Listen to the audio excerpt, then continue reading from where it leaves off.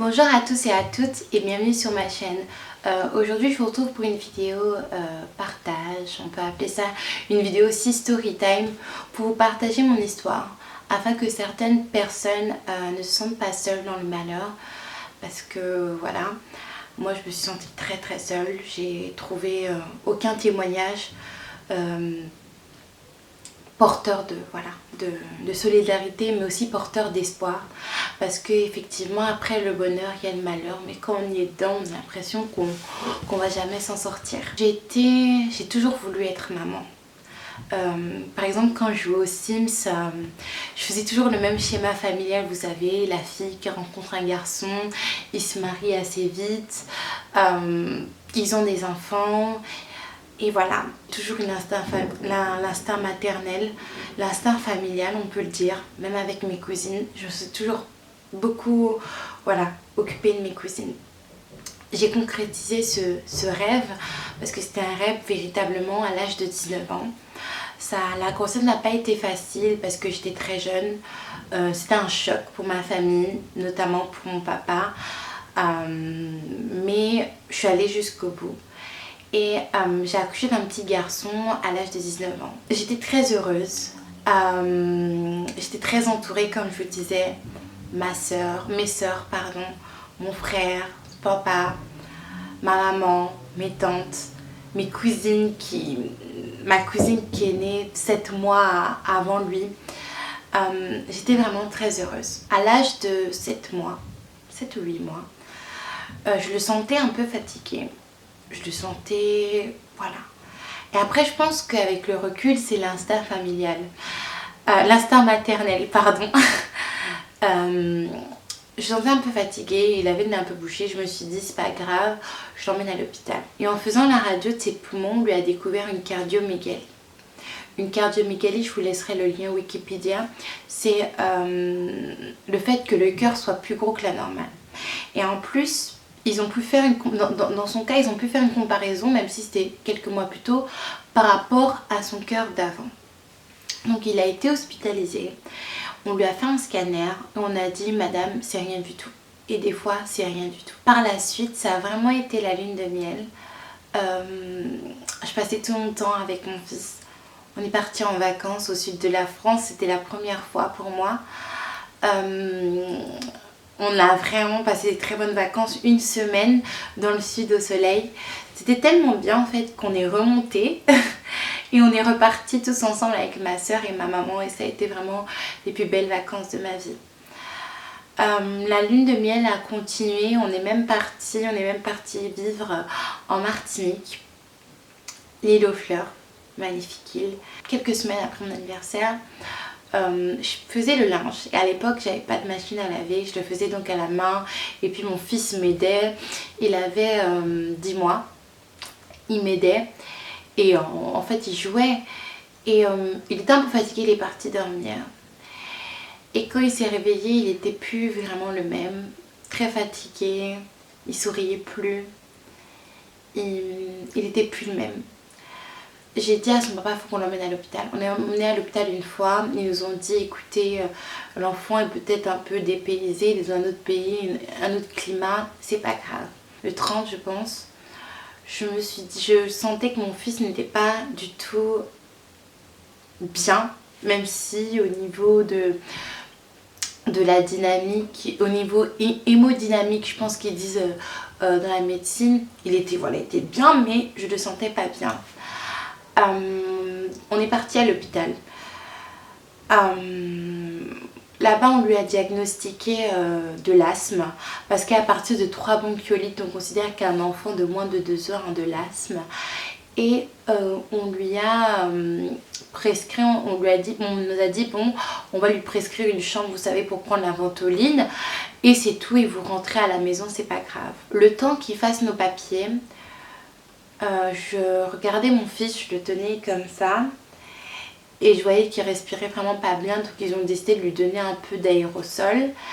Et pendant qu'il lui donnait l'aérosol, j'ai compris. L'instinct maternel m'a fait lui parler de ma vie, lui raconter toute ma vie comme c'était une histoire de sa famille, de ma rencontre avec son papa, machin.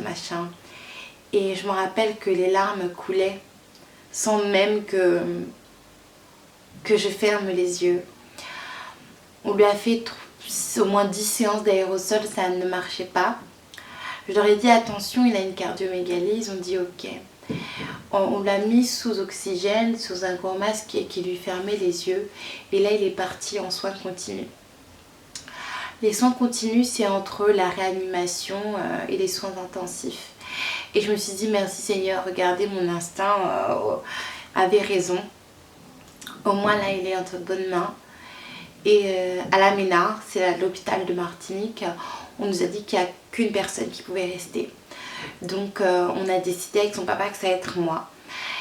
Et on lui a dit Doudou, papa s'en va, maman s'en va aussi, voilà, décompresser un peu et je reviendrai, papa viendra te rendre visite. On lui a fait un bisou et on est parti.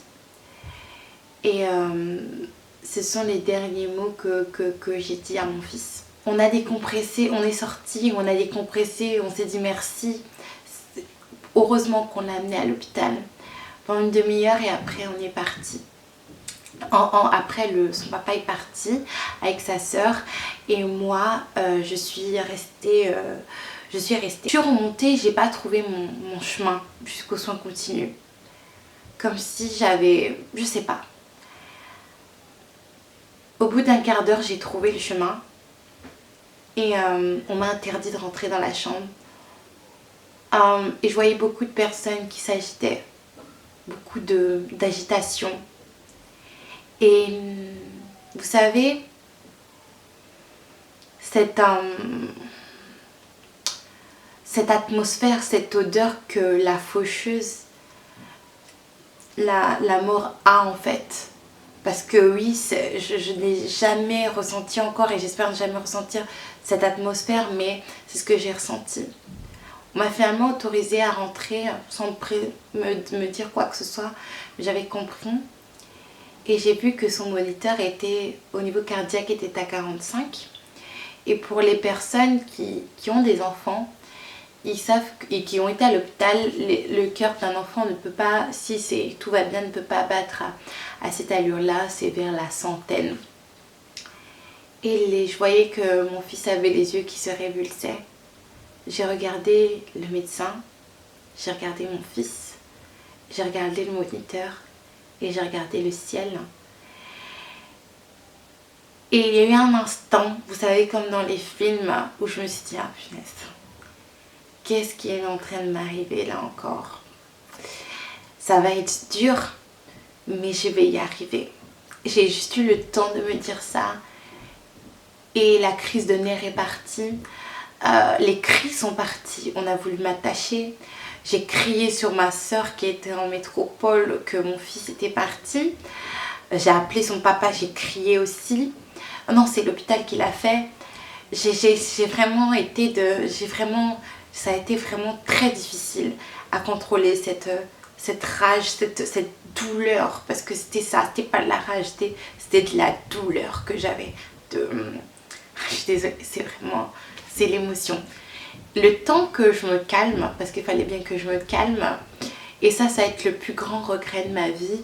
Mon fils était déjà parti et j'aurais voulu l'accompagner en fait, parce que je pense que quand on est parent, merde, je pleure, putain. Quand on est parent, c'est ça en fait. Il faut, quoi qu'il arrive, accompagner ses enfants et ça va être le plus grand regret de ma vie. Par la suite, je suis carrément rentrée dans les ténèbres, je dois vous dire. J'ai traversé l'enfer. C'est-à-dire que j'étais dans une atmosphère très bizarre. Vous savez, ce genre de rêve où vous rêvez de votre atmosphère habituelle, c'est-à-dire votre maison, vos repères, mais qu'il y a un détail qui vous fait dire que c'est un rêve. Et moi, c'était comme ça. C'était comme ça. J'étais réveillée, j'étais dans mon atmosphère plus ou moins habituelle, mais il me manquait mon fils. Et puis, vous savez, il y avait tout un tourbillon... les obsèques, ma mère qui vient en panique en Martinique, dans un pays qu'elle ne connaît pas, avec ma soeur, les problèmes familiaux. Et le temps en fait que j'assimile tout ça, mon fils s'est déjà enterré. On m'a convoquée à l'hôpital en fait pour me dire que mon fils était décédé d'une cardiopathie hypokinétique. Hypokinétique, oui. C'est un dysfonctionnement, c'est une maladie du cœur. Le cœur ne pompe pas assez correctement pour oxygéner les autres organes. Et du coup, il a fait un œdème pulmonaire. Et heureusement qu'il était avec une cardiopédiatre ce jour-là parce que sinon on n'aurait jamais su. Après l'enterrement, après tout ça, ça a été très difficile parce que mon fils était non seulement parti, mais il n'avait plus d'actualité, plus d'enterrement à faire, plus de mise en bière organisée, plus d'habits à acheter. C'était vraiment... je pense que la chose la plus difficile, vous savez, c'était ce silence assourdissant. Et pourtant, c'est contraire, silence et assourdissant. Mais ce silence assourdissant qu'il y avait quand je me réveillais le matin, ces habits qui étaient vides, c'était vraiment très difficile. Personne n'avait de réponse à ma question. Pourquoi moi ? Pourquoi moi à 20 ans ? Parce que j'avais 20 ans, qu'est-ce qui s'est passé ? Je posais la question à ma mère et je me souviendrai toujours de ce regard. Elle n'avait pas la réponse à la question. Et je pense que quand un enfant pose la question à son parent, qui est censé avoir la réponse à tout en fait, et qui ne peut pas répondre, je pense que ça lui a déchiré le cœur. Je me suis remise à Dieu, qui m'a expliqué pourquoi, et qui m'a dit: Aïka, ça va aller. Même si ça a été très difficile, je suis tombée malade, même si ce n'était pas physiquement, je souffre maintenant du trouble panique qui est très handicapant. Mais bon, je faisais des crises d'angoisse tous les jours en clair. Je finissais à l'hôpital tous les jours. Avec son papa, ça a été très compliqué également, mais on s'est serré les coudes. Et en fait, la Martinique, vous savez, c'est tellement en fait vivant. Les gens, on vit les uns sur les autres, on connaît les histoires des autres, il y a toujours quelque chose qui se passe, c'est ça qui nous a fait tenir. 1 mois et demi plus tard, c'était son anniversaire, parce que mon fils, non, il n'a pas eu le droit de Noël, il n'a pas eu le droit d'anniversaire à 1 mois près, il n'a pas eu le droit à tout ça, et moi non plus.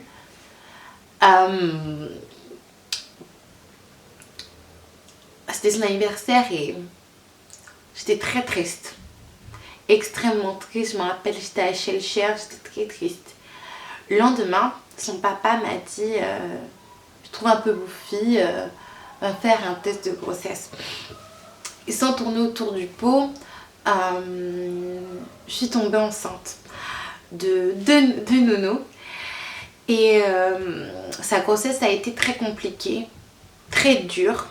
Ça m'a beaucoup éprouvée. Mais mon fils est décédé, vous savez, à 10 mois. Et 10 mois plus tard, j'ai eu son frère, qui a été une source jusqu'à aujourd'hui de bonheur incommensurable. Aujourd'hui, je suis beaucoup émue parce que je pensais pas, il y a 2 ans, être où je suis aujourd'hui.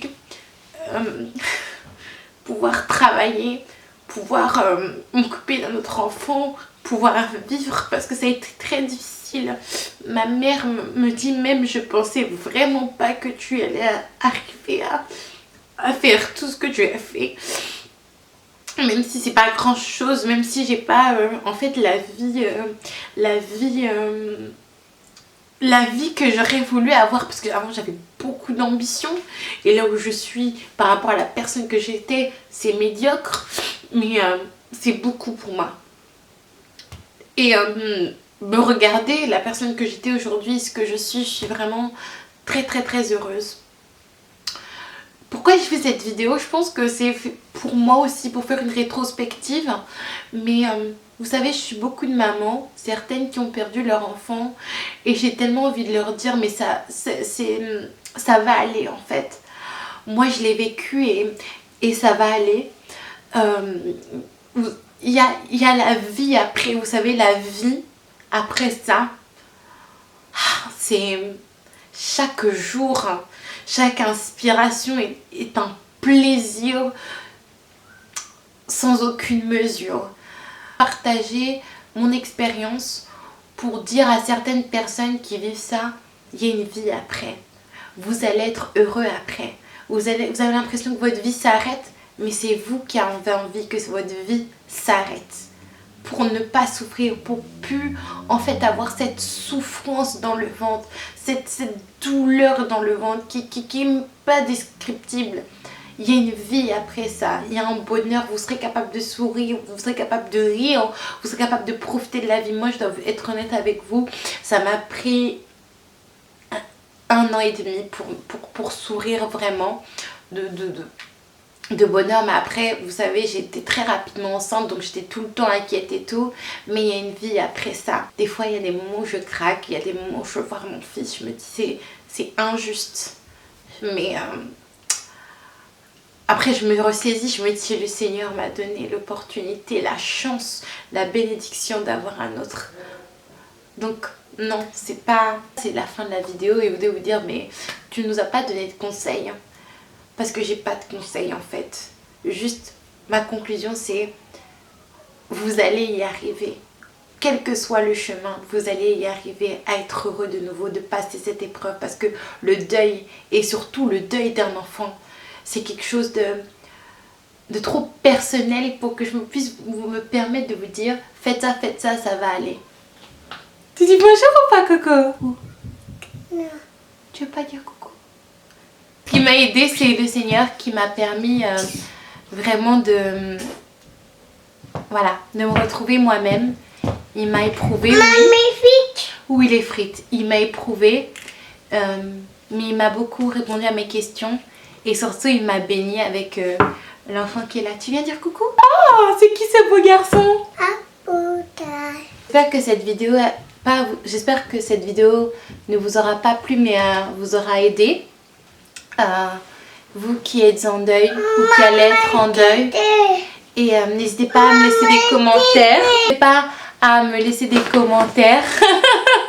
À me laisser des commentaires, à me dire si vous traversez cette période aussi, quelqu'un que vous aimez traverse cette période.